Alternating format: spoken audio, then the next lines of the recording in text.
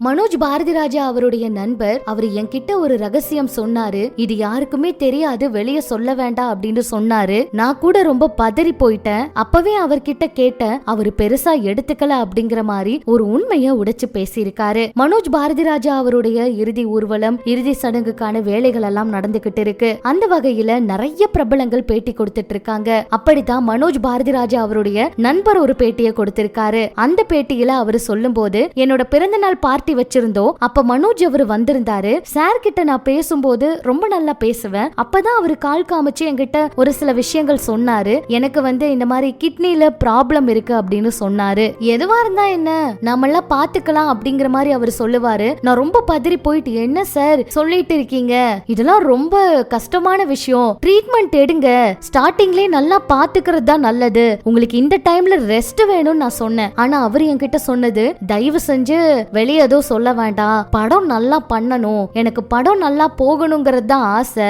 அதுக்காக தான் இவ்ளோ ஹார்ட் ஒர்க் பண்ணிக்கிட்டு இருக்கேன். இப்பெல்லாம் இத வெளியே சொல்லி இதனால படத்துக்கு ஏதாவது பிரச்சனை வந்துருச்சுன்னா அதெல்லாம் என்னால தாங்கிக்க முடியாது. படம் நல்லா பண்ணட்டும், அது படம் போகட்டும், அதுக்கப்புறம் பாத்துக்கலாம், நான் அதை முடிச்சிட்டு அதுக்கப்புறம் அதுக்கான வேலைகள் எல்லாம் பாத்துக்கிறேன் அப்படிங்கிற மாதிரி சொன்னாரு. ஷூட்டிங் டைம்ல எல்லாம் எதுவுமே தெரியாது, அவருக்கு உடல்நிலை சரியில்லாத மாதிரியே இருக்காது. ஸ்பாட்டுக்கு ஃபர்ஸ்ட் ஆள் வர்றது அவர் மட்டும்தான். அவர் தான் எல்லாத்தையும் அப்படி பாத்துப்பாரு. சாரோட ஒரு சிம்டம்ஸ் கூட தெரியல, பேசிக்கிட்டே இருப்பாரு. ஃபுட் எல்லாம் கூட எல்லாரும் ஷேர் பண்ணிப்போம். எல்லாருக்கும் போட்டி வச்சா ஃபர்ஸ்ட் ஆள் அவரு தான் வருவாரு ஸ்பாட்டுக்கு. அந்த அளவுக்கு நல்ல ஒரு மனிதர். ஆனா ஃபுட் எல்லாம் நாங்க எடுத்துக்கிற சமயத்துல கூட எடுத்துக்க மாட்டாரு. ஃபோக்கஸ்ட் எல்லாமே அந்த கதை மேலேயே தான் இருக்கும் படம் எடுக்கணுங்கிறதுல. சாருக்கு ஹார்ட் சர்ஜரி நடந்துச்சு. அதுக்கப்புறம் 1 வீக் அப்புறம் தான் நியூஸே எனக்கு தெரிய வந்துச்சு. இப்ப சொல்றீங்க, நான் முன்னாடியே பார்த்திருப்பேன்ல கூட, நான் கேட்டேன். அசிஸ்டன்ட் மூலியமா தான் எனக்கு தெரிய வந்துச்சு. அப்புறம் தான் நான் கேட்டேன். அதுக்கப்புறம் அவர் இல்ல யார்கிட்டயும் சொல்லலங்கிற மாதிரி சொன்னாரு. அதே போல ஏன் யார்கிட்டயும் சொல்லல அப்படின்னா, சர்ஜரி முடிஞ்சதுக்கு அப்புறம் பாத்தீங்கன்னா ரொம்ப பெர்ஃபெக்ட்டா தான் இருந்துச்சு. ஹார்ட் எல்லாம் நார்மலா தான் துடிச்சிட்டு இருந்துச்சு. அதே போல ஹாஸ்பிட்டலுக்குள்ள யாரையும் அலோ பண்ணல, அதனாலதான் அப்படி சொன்னாங்க.